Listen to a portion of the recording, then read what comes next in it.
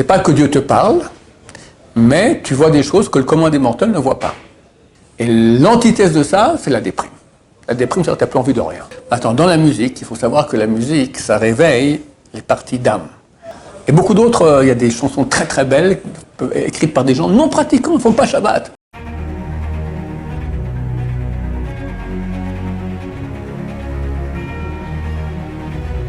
Ok, on me demande de parler un peu de la musique. Music is on the way.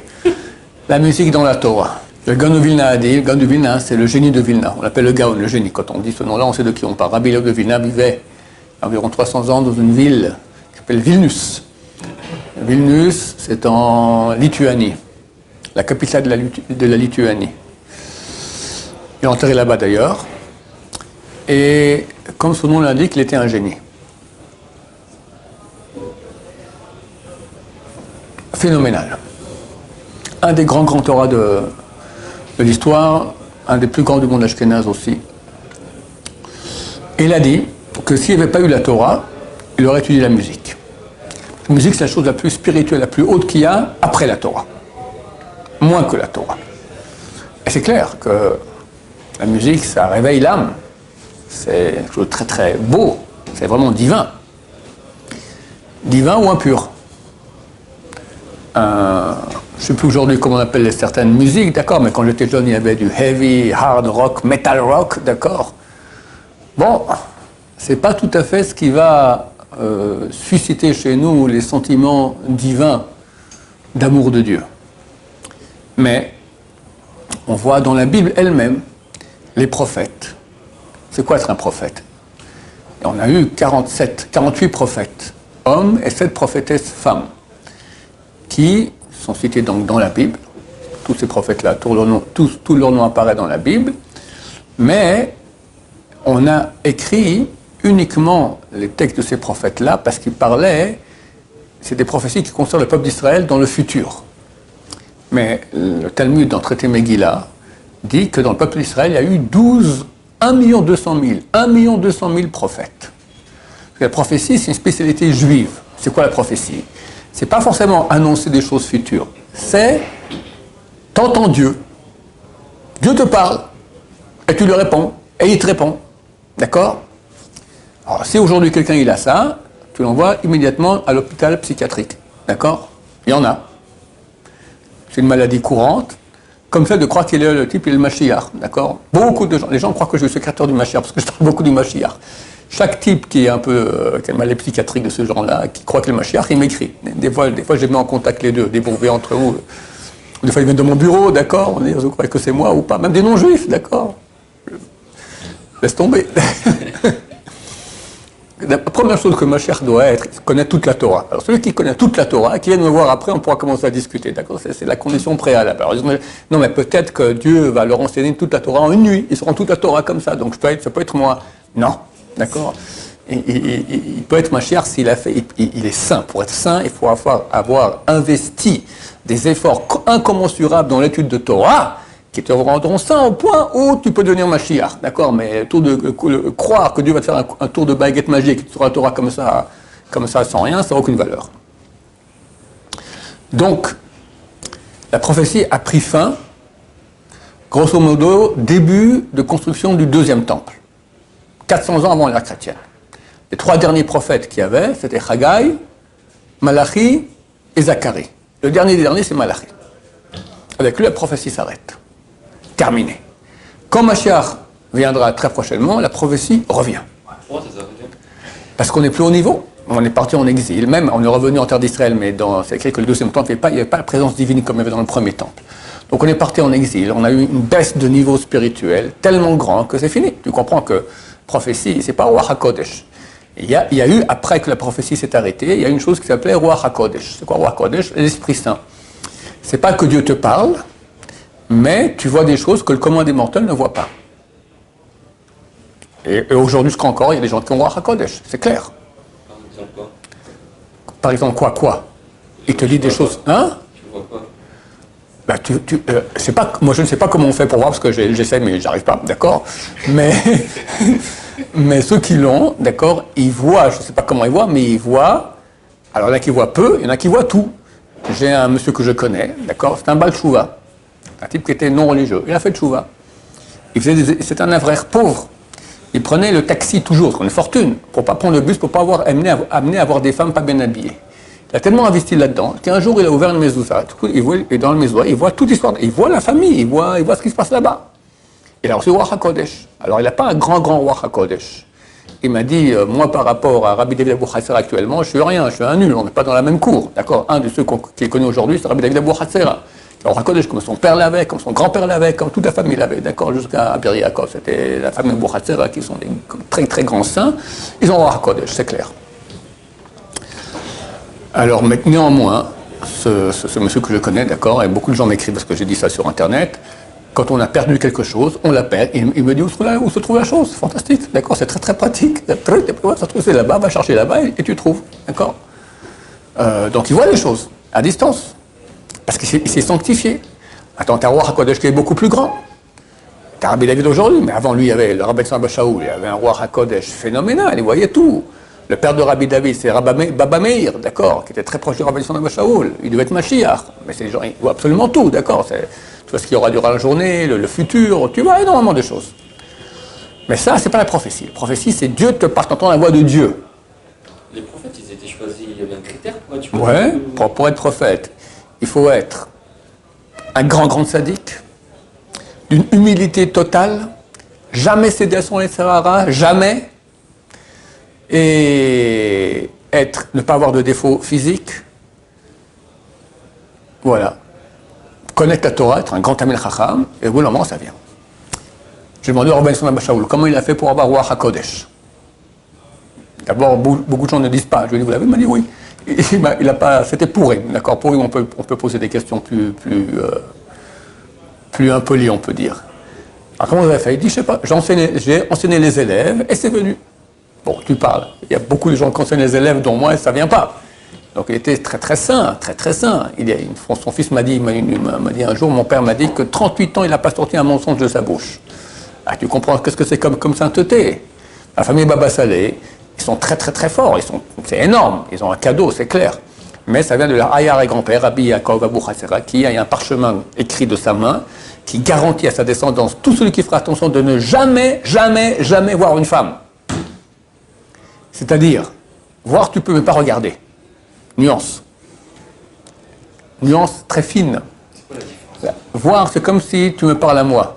Je ne regarde pas si j'ai une belle joue, d'accord, ou une belle cuisse. Tu ne me regardes pas. Mais quand tu regardes une femme en tant qu'homme, c'est très dur, surtout si elle est belle, de ne pas déraper dans la jouissance de sa féminité et la voir comme un hérisson, d'accord. Et dans la famille Abou Hassera, celui qui fait attention à cela, il fait attention à leur de façon totale, extrême, d'accord, qui n'est pas obligatoire pour le reste des Juifs. C'est eux qui prennent sur eux une mesure de piété très grande. Alors, ils reçoivent des grands cadeaux, qui sont roi HaKodesh. Donc, nous venons arriver à la musique, d'accord. Alors, comment on arrive à cela? On parlait des prophètes. Attends, le prophète, une des conditions sine qua non pour que la prophétie vienne, c'est être en joie. Maintenant, pas en joie. Tu regardes un film de, je ne sais pas si vous connaissez Louis de Funès, d'accord, c'était de mon temps, ou de Fernand Reynaud, je ne sais pas ce qu'il y a aujourd'hui. Ça, c'est le contraire de la joie, ça, c'est de la bêtise, d'accord. Joie, c'est marquer une joie grâce à une mitzvah. Quand tu fais une mitzvah avec attention, tu ressens une joie intérieure, qui est la sainteté, qui est une proximité de Dieu. Maintenant, eux, les prophètes, se mettaient en joie de façon artificielle, comment? Avec la musique. Et il y a une histoire dans la Bible que il y avait deux rois en Israël. Il y avait le roi du royaume d'Israël et le royaume de Judée.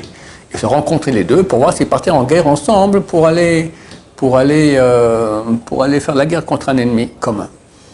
Et le roi de Judée demande, est-ce que tu as un prophète ici qui peut nous dire qu'est-ce qui va se passer? Oui, j'en ai plein, voilà, et tous disent que tout ira très bien. Non, je veux un prophète juif, qui prophétie pas du Moloch ou du Baal, de la Vodazar, de l'idolâtrie. Je veux Yud Kei Vav Kei. Il y en avait un, c'est Elisha, d'accord? Et Elisha lui dit, tu partiras en guerre, ça va être une déconfiture totale, d'accord? Verdun, d'accord? À la Bérésina. Et l'autre prophète qui n'est entièrement pas d'accord avec lui, je crois qu'il a giflé ou quelque chose comme ça. Et le prophète, Elisha, avant de parler, dit, je ne peux pas parler. parce que j'ai vu la tête de ce faux prophète, ça m'énerve c'est-à-dire, c'est écrit qu'il ne faut pas regarder la tête de quelqu'un d'un rachat, d'un mécréant. Ça impacte sur nous. Et les prophètes, il faut faire attention à ce genre de choses. Alors il dit, il me faut de la musique. Alors ils ont mis la musique comme ça, hop, c'était tout content, hop, ta prophétie est revenue. Donc on voit que la musique, elle a un impact extraordinaire. Il faut savoir que depuis qu'on est parti en exil, les destruction du temple, les sages d'Israël ont interdit d'écouter de la musique. Je m'excuse de vous le dire. Et normalement, il ne faut pas écouter de la musique. On écoute la musique que dans les moments où c'est permis, tels que si c'est Chol HaMoed, pour être en joie, un mariage, une bar mitzvah, une brit milah, Rosh Chodesh, je ne pense pas. Toutes les musiques. Toutes les musiques qui sont mauvaises, il ne faut même pas les écouter du tout. D'accord, on va en parler tout de suite. Mais même une musique bien, kadosh, tout ce que tu veux, non. Pourquoi? Parce que ça met en joie. Et non en tristesse, parce que le temple est détruit. Et tout celui qui prend sur lui le deuil de Jérusalem reverra sa reconstruction, sera en joie de sa reconstruction. Maintenant, les décisionnaires ont écrit qu'aujourd'hui, les gens ont les nerfs fragiles. Et si tu leur interdis d'écouter la musique, ils vont tomber en déprime. Et la déprime, c'est exactement le contraire de ce que Dieu veut. D'accord? J'ai expliqué maintenant que par la joie, on se met en contact avec Dieu. Et c'est une mitzvah d'être en joie. D'accord? Alors, Rabbi Nabachon le disait, il y a des gens qui servent Dieu par l'étude de Torah, il y en a qui le servent par la prière, il y en a qui le servent par la joie. Le plus dur des trois, c'est par la joie. C'est une vraie avodat Hashem, c'est un vrai service de Dieu. Parce que la vie n'est pas facile. Et avoir une émouna et un pitachon, une foi en Dieu, une confiance en Dieu, que même quand ça ne va pas, tu es en joie parce que tu es proche de Dieu, tu sais que tu es aimé de Dieu, et vraiment on est aimé de Dieu, à chaque moment, énormément. C'est un travail extraordinaire. Et l'antithèse de ça, c'est la déprime. La déprime, c'est que tu n'as plus envie de rien. Surtout pas de servir Dieu. D'accord? Même si tu fais, c'est sans cœur, c'est rien. C'est l'antithèse du bien. Alors, vu que les gens sans musique risquent de tomber en déprime, donc les décideurs ont dit, ceux qui sentent cela, qui ont les nerfs fragiles, peuvent écouter la musique. Donc moi, toujours, je me moque des gens qui écoutent la musique, je leur dis, bon, t'as les nerfs fragiles, je vois. D'accord? Mais aujourd'hui, c'est fini, c'est 1 sur 10 000 qui n'écoute pas de la musique. Voilà, ça existe presque pas. Mais savoir quand même que ça existe. Celui qui peut, c'est certainement bien. Attends, dans la musique, il faut savoir que la musique, ça réveille les parties d'âme. Mais on a différentes parties d'âme. On a une âme animale, on a une âme divine. Alors c'est clair que tu vas mettre une musique qui est mauvaise, ça va réveiller les parties d'âme négatives qu'il y a chez toi. D'accord? J'ai jamais été en boîte de ma vie, Baruch Hashem, mais je pense qu'en boîte, on n'écoute pas des musiques positives. Les paroles, d'habitude c'est des paroles. De quoi parlent les goïms dans leur musique? Je t'ai vu, tu m'as vu, on s'est vu, et la suite. D'accord? Ici en Israël, Baruch Hashem, les plus grands chanteurs israéliens, même non religieux, chantent Dieu. C'est unique au monde. Tu as un francophone, il s'appelle Shai Rebo, il a reçu le prix du chanteur le plus écouté en Israël, il parle que de Dieu. Et tu as les piercings, les crânes rasés, les tatouages, tous, ils chantent les chansons avec Dieu. C'est extraordinaire, extraordinaire. Une journée, je lui ai dit, mais pourquoi vous parlez toujours de Dieu? Il dit, Dieu m'a donné un don, celui que je sais bien chanter. Je vais le remercier. D'accord? C'est beau, c'est extraordinaire. Et beaucoup d'autres, il y a des chansons très très belles, écrites par des gens non pratiquants, ils ne font pas Shabbat. Mais il y a des chansons extrêmement belles. D'accord? Donc, mais c'est des gens non religieux, mais des paroles extraordinaires. Donc ça, hein, c'est certain que c'est kadosh. Mais les musiques à paroles de débauche, et même sans parole de débauche, mais avec une rythmique très rythmée, très dure, d'accord? Ça réveille quoi? Tu prends un enfant, tu mets ce genre de musique, tu vois qu'il va commencer à bouger les fesses, d'accord? Alors remarquez que nous, quand on prie, on bouge quoi? On bouge la tête, en avant, en arrière, d'accord? Quelqu'un m'a écrit, pourquoi dans vos cours, on vous balancez sans cesse, ça fait mal à la tête, on a le mal de mer. C'est ça, quand on est dans la sainteté, le Zohar, il dit que la partie qui bouge chez nous, c'est la partie qui est excitée. Donc on est excité par la tête, et l'excité maintenant, c'est par Dieu, c'est les choses de tête. Quand c'est les fesses qui bougent, c'est autre chose qui est excitée, d'accord? Une musique maintenant, rythmée, tu vois, tu prends un enfant, tu le mets devant ça, il se met à danser des fesses, d'accord? Ça réveille des parties animales. Ça, non, on est contre. Mais les parties qui sont saintes, c'est fantastique, c'est très très beau. Donc c'est quelque chose qui est extrêmement sain. Et quand très très bientôt Mashiach viendra, il y aura une nouvelle musique qui va apparaître. Qu'est-ce que c'est, j'ignore? Parce qu'on a les gammes, d'accord. C'est dur de mettre une nouvelle note, ça correspond à une réalité, d'accord. Tu sens quand tu as une gamme, tu as un do de nouveau, c'est le même ton, d'accord? On sait reconnaître un do, on sait reconnaître un la. On va inventer une nouvelle note, c'est impossible. Mais quand Machar viendra, c'est marqué qu'il y aura une nouvelle musique, Bezrat Hashem, divine, extraordinaire. Voilà, Bezrat Hashem. Que dire encore sur la musique? Est-ce que la musique la plus proche de Dieu aujourd'hui, c'est la musique classique? J'ignore quelle est la musique qui est la plus proche de Dieu. En tout cas, la musique classique, elle est meilleure que la musique, tous les Strands et rock, et heavy metal et tout ça. Voilà. Et si on n'aime pas la musique? Eh bien, on n'a pas la musique, il n'y a pas de problème. On n'a pas de scoop particulier de fait de ne pas écouter la musique? Non. C'est pas un problème de ne pas aimer la musique. Quand Machar viendra avec les nouvelles musiques, on aimera tous la musique. Les Lévi'im, au temple, qu'est-ce qu'ils faisaient? Ils chantaient, mais des chants extraordinaires. Les gens étaient soulevés, d'accord? C'était une élévation. Non. Je vous dis, ça mène à prophétie. C'était le service essentiel des Lévi'im. C'était la musique au temple. Ça fait partie du service de Dieu. Un sacrifice qui est fait sans musique, il n'est pas valable. Voilà. D'autres questions?